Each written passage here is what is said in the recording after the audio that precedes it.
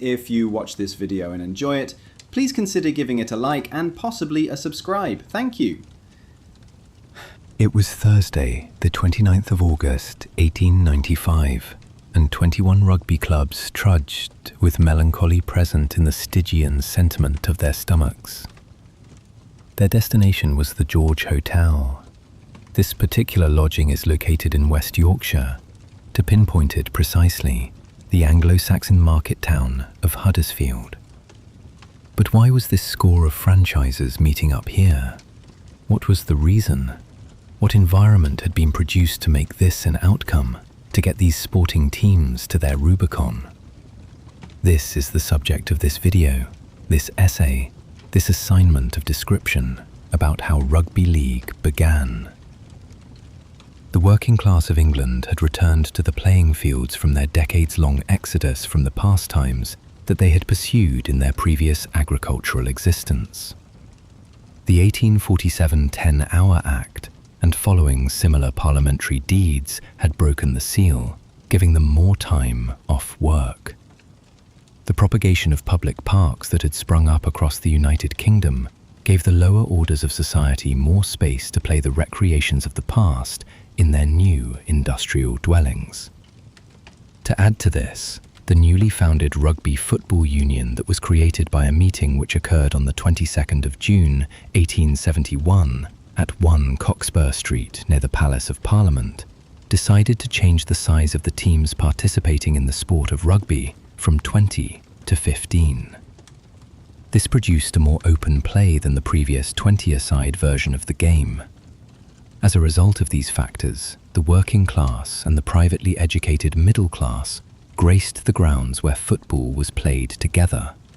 But would they play in unison? Would they compete in sync? Now, before this time, the culture that bestowed the sport was one where payments were not scorned at. As a matter of reality, they were accepted as part of the manner in which the world was run. In fact, the Humberside city of Hull, on the northern east coast of England, had already started to compensate 50% of its participants who received money for their train fares in 1874. This is before the working class came back to the sport. Even though the lower orders of society did not bring payments to the pastime like they are sometimes attributed to, they did bring another ingredient to the game. This element, this component, this factor was a desire to obtain victory. The Football Association had created a knockout tournament known as the FA Cup in 1871. Even with this, though, the northern industrial towns kept to the oval ball game, resisting the inviting lure this famous competition created. In 1877, James Hudson would create one of his own within the rugby world, though wasn't on the national level, but on the county level. He created it with the stated aim, no, in fact promise, to make football the game for every boy in Yorkshire, and Yorkshire will be able to play the rest of England and beat it. This challenge of elimination would be sanctioned by the Yorkshire County Football Committee, the governing body that controlled the sport of rugby in the western part of the north of England. The contest that James Hudson had just formed would bear this region's name, the Yorkshire Cup. In the 1877 Football Annual, it was noted that football in the north of England has made great strides during the past season, and in addition to Manchester, Liverpool, Preston, Huddersfield, Leeds, etc., there are many clubs less widely known in Yorkshire and Lancashire which can turn out 15 both strong in play and possessing a good knowledge of the science of the game. The injection of the working class had reproduced rugby, spreading it out and increasing its popularity in this part of the United Kingdom. One of the reasons for this Brobdingnadian booming was also that the blue-collar workers of Victorian society started to take the pursuit more seriously than their educated counterparts. Wakefield had already started to turn up early before their matches in order to go through the tactics and strategy of the following game. Halifax began to hold training sessions, fine-tuning their skills and rehearsing their drills. They even held one of these the night before the 1877 Cup final. As the proletariat started to claim victory over the economically advanced and their additional educated equivalents, resentment had accumulated within the minds of the privately schooled. How were the non-academicians beating them at their own game? How were they achieving success over them? Suddenly, remittances that were widespread before the plebeians had reappeared in the sport, were now frowned upon and disapproved. After all, their economic status made it more of a necessity for compensation to be needed and essential. Yorkshire, one of the county that had received a working-class revival, was the first governing body to ban the practice of payments. From now on, you had to play as an amateur. This attitude was even expressed overtly in November 1879, when people pointed out that a certain well-known Yorkshire club has in its ranks a paid man. This disdain towards the working class continued, but not only did it carry on, but it became public. Goole FC in 1882 wrote to York to arrange a fixture, where the letter said, As our club is pretty free from the working class element, you have nothing to fear about a rough or noisy game. The growth in the sport with rucks and moors continued, even with the lack of a county cup, such as its White Rose rival. Lancashire saw a blossoming of the game, though not at the same gigantic acceleration as across the Pennines. The swelling of gate money intakes is one example of this phenomenon. In 1883, Salford took in £180 in gate receipts. 4 years later, this jumped to £570. Warrington had received £34, but this had a colossal, considerable leap to a substantial amount of £1,234 in the same fraction of time. It wasn't all rosy for these clubs, though. As the county had started to see a rise in interest in the round ball game. Up until now, the North had mainly been exclusively in region focused on rugby. Association football in the same year that the Yorkshire Cup was created had got a foothold in this Red Rose district. This happened when Darwin became the first working-class Northern Mill team to reach the quarter-finals of the FA Cup, after their metamorphosis from a rugby team to an association football faction. After a while, this became such a concern in this region that in the yearly meeting of 1886, run by the LCFC, the governing body that organised the sport of rugby in this area, a number of speakers publicly expressed their alarm of the propagation of the association code. The Yorkshire domain didn't experience the same problem. Maybe this was due to a much superior product they were putting on display, aided by the fact that now they had enhanced the abilities of their contenders. The reason for this was that they had recently begun the practice of employing specialist trainers to improve their performances. Most notably, Dewsbury had appointed professional sprinter Harry Richardson to teach this discipline to their members. In this region, the growth of the sport carried on without, or little, presence of the dribbling game, the kicking code. The number of teams in the Yorkshire Cup doubled, going from the number of 84 to the figure of 129 between the years of 1887 to 1890, and the youth game had a similar growth. Bradford doubled their membership from 1,271 to 2,500 within the 3 years to 1888. Hostility towards the working class and professionalism escalated during this time. In the Bradford 1886 annual meeting, it was expressed that talent must prevail. Later on in that year, Harry Garnett of the same Bradford club, in the Rugby Football Union's general meeting, suggested, If working men couldn't afford to play the game, they shouldn't play at all. In 1889, Heckmondwike had 3 of its players suspended for professionalism. Apart from their footballing abilities, there was little difference in lifestyle from the other 200 textile workers that worked doing the same job in the same mill alongside them. This was the case even though there was an enormous contradiction in this sporting environment. A year before, the whole England squad that was mainly, if not solely, made up of the white collars sections of society were paid for playing, and none of them were punished, not a single one.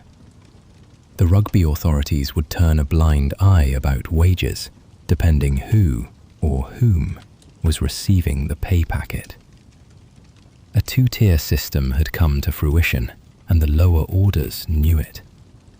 Around 1891, the leadership of the RFU determined that broken time payments, the proposal that the North had come up with, that players get compensated for the loss of earnings for taking time out of work to partake in rugby, were totally unacceptable and were professionalism, even though it was not a living.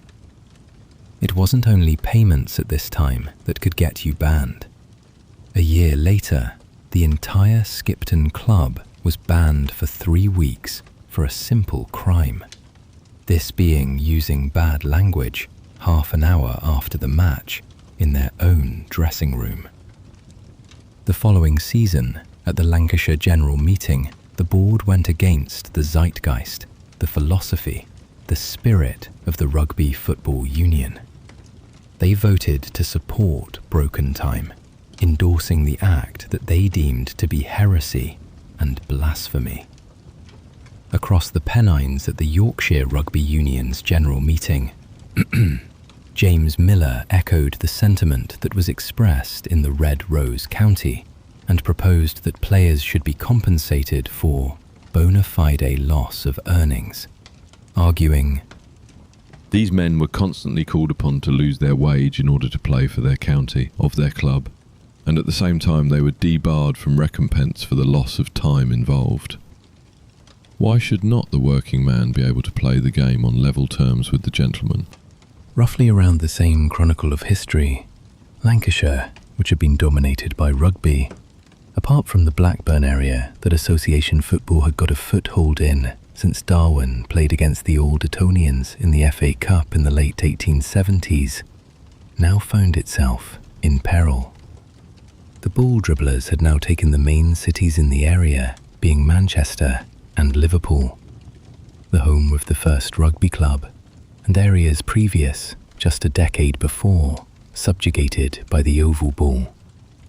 The surrounding areas were now starting to follow suit, and their sport was demising.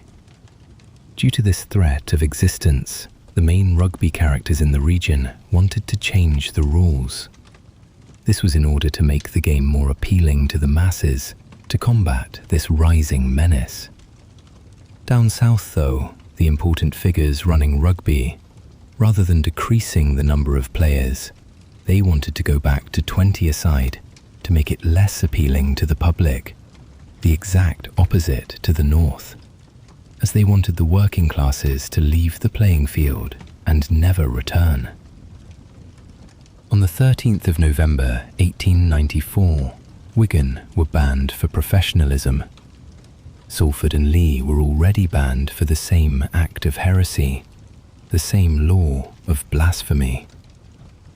Now at this time, there were only 3 clubs that were not involved in disputes about the RFU's amateur regulations. The county was now at the threshold. They were at the breaking point of want they could take.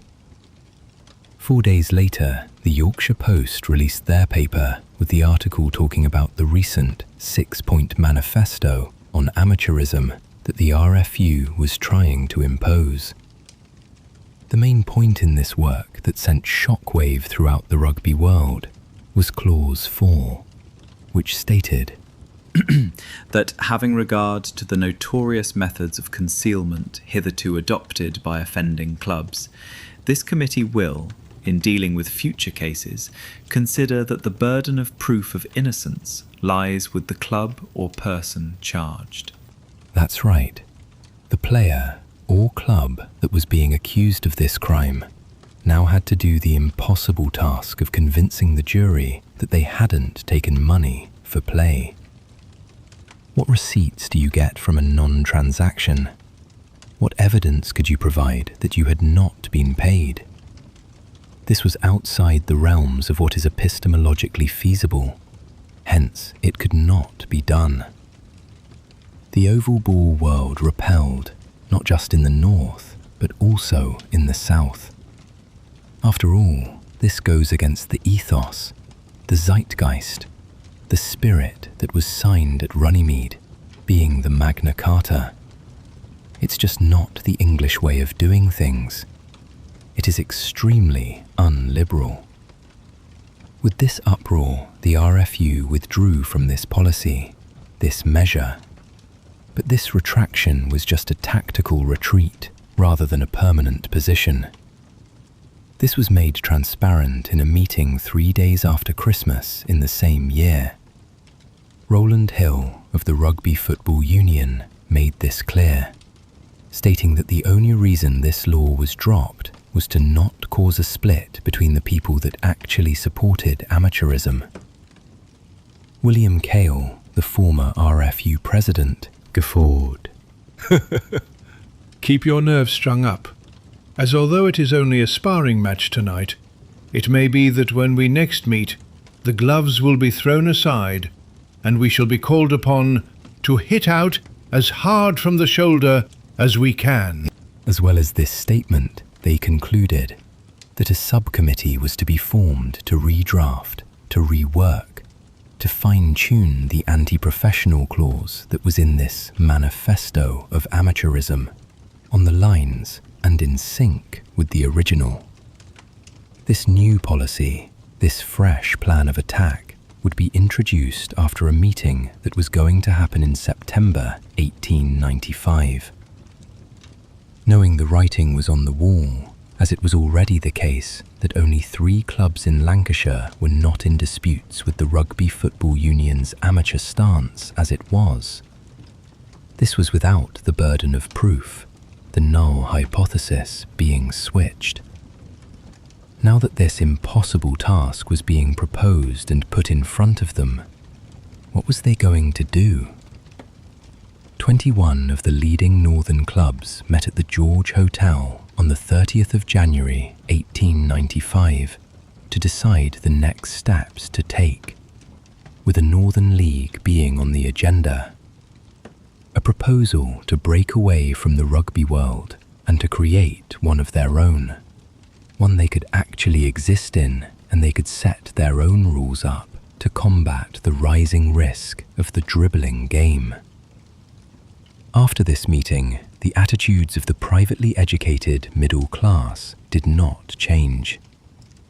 Still this push to reverse the presumption of innocence, this core human right, this fair system of justice. The clubs in the north had no choice, seeing the gallows in their future, the bullet with their name on it. 12 clubs met at the Mitre Hotel in the large Yorkshire city of Leeds. These teams agreed that they should form a Northern Union, as they were so out of sync and alignment with the rugby board located down south. They proposed to keep links, some form of relationship, with the Yorkshire Union. This was taken off the table quite instantly though, as the Union rejected the settlement. So on Thursday, the 29th of August, 1895, 21 dissatisfied rugby clubs trudged with melancholy present in the Stygian sentiment of their stomachs. 22 clubs, if you include Stockport, who were represented at the gathering by their telegram. Their destination again was the George Hotel, just like it was in January. This particular lodging is located in West Yorkshire. To pinpoint it precisely, the Anglo-Saxon market town of Huddersfield. This edifice that protrudes out of the paving stone like a monolithic grey granite block, distinct with its Italian facade. This was the construction that was going to house the assembly about this fork in the road that was in their horizon. In this meeting, conducted in this building, the choice was made for them. They had to cross the Rubicon and form the Northern Union, their own league outside of the influence of the Rugby Football Union. The Northern Union is the original name of the Rugby Football League, and this is how Rugby League was born. That's why this score of franchises were meeting up here out of necessity. The necessity to live. This was how the working class folks in the northern part of the country of England were constructively dismissed from the game of rugby union. This was a story about how another sport was brought to life, how it came to be, how it arrived in the world. If you watched this video and enjoyed it, please consider giving it a like and possibly a subscribe. Thank you.